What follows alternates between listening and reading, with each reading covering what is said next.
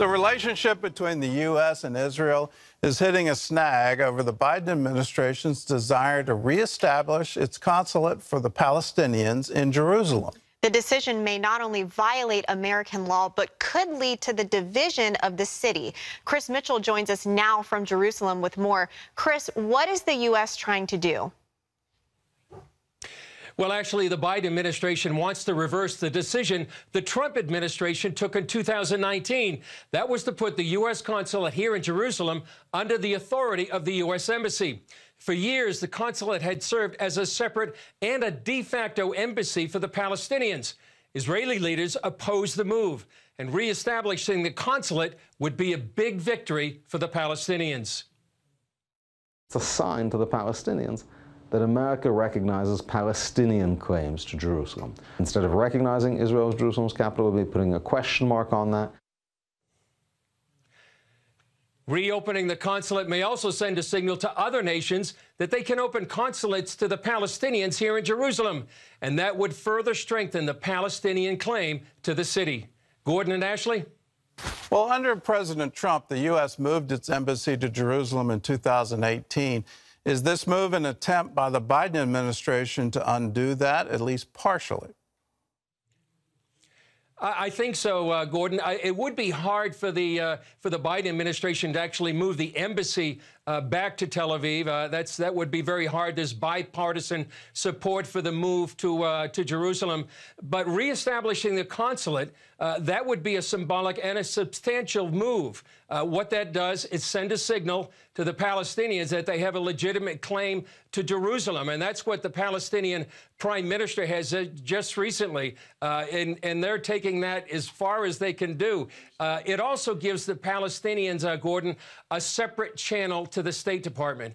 And CBN documentaries, they produced In Our Hands, The Battle for Jerusalem several years ago. And that's when Israel united the city for the first time in more than 2,000 years. So this is sort of one step on the way back to dividing the city once again. And I would add, Gordon, that the former U.S. ambassador, David Friedman, to Israel, he really wanted to make sure that the Palestinians didn't have a separate channel to the State Department. That was really going around the ambassador. It was usurping his authority. And so that's why he made a concerted effort to make sure that the consulate, which had been sort of a de facto embassy for the Palestinians with a separate channel to the State Department, was back under the authority of the ambassador and the embassy.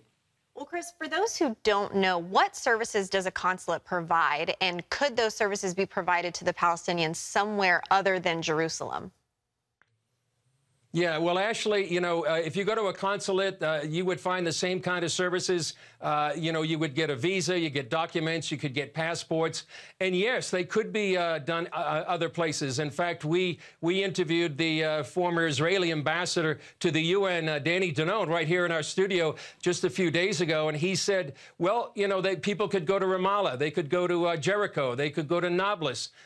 So there are other things, other places they could do. But like I said, this really served as a de facto embassy for the Palestinians. And so right now, those services could be done other places.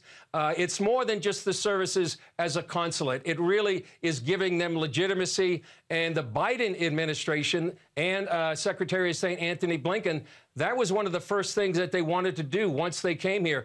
Back in May, when Blinken was here visiting with Mahmoud Abbas, the president of the Palestinian Authority, that was one of the things that he made clear that the U.S. wanted to do. And then when Prime Minister Naftali Bennett met with President Joe Biden in August, that subject was also brought up. Biden told Bennett that's what they wanted to do. Now, on the other hand, Bennett, as well as other Israeli leaders, are really united that they don't want this consulate. Nir Barkat is former mayor of Jerusalem. He's now a Knesset member. He's one that is against this. And so is Naftali Bennett and other right-wing politicians in the current coalition.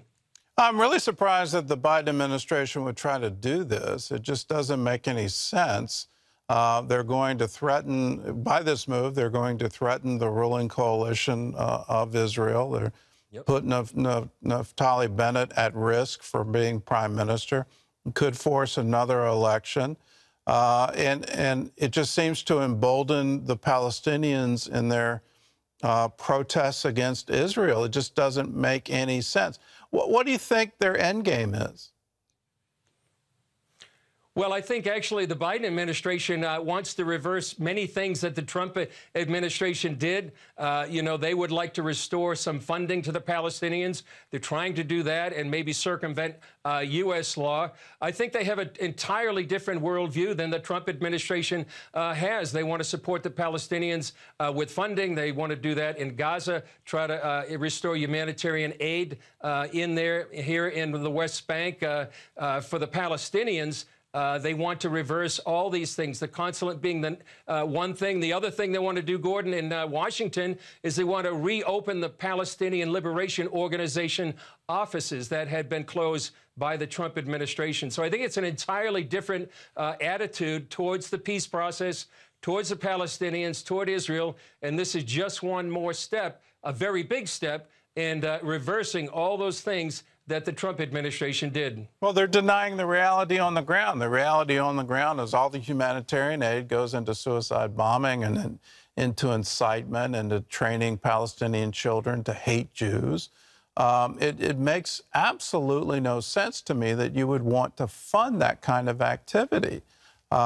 This is really rather bizarre. I mean, the Trump administration gave them wonderful cover, if you will, to say, okay, this is the way going forward. And by trying to back it off, at the end of the day, all they're doing is encouraging terrorism.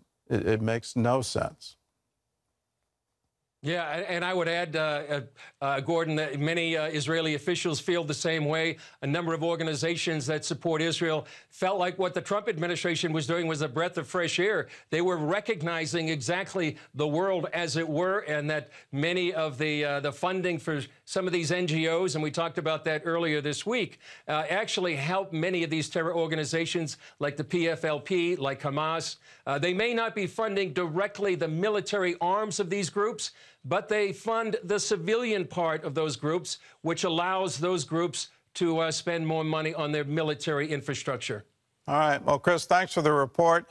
You can always get more news from Israel by watching Jerusalem Dateline. You can also get it on the CBN News app. And let me just add, there is no place in American policy to fund terrorism. What the Palestinians do with American aid is they pay the families of people that terrorize Israel. So the amount of money they pay monthly as a stipend is directly related to how severe the attack is, how many Jews are killed, what's the prison sentence for the attacker. We cannot deny the reality of that, and there is no place for U.S. funding of terrorism. Hello, I'm Gordon Robertson. Thanks for watching the video. Be sure to like, subscribe, and hit the notification bell for more encouraging videos like this one. Welcome to the 700 Club Interactive family, and God bless you.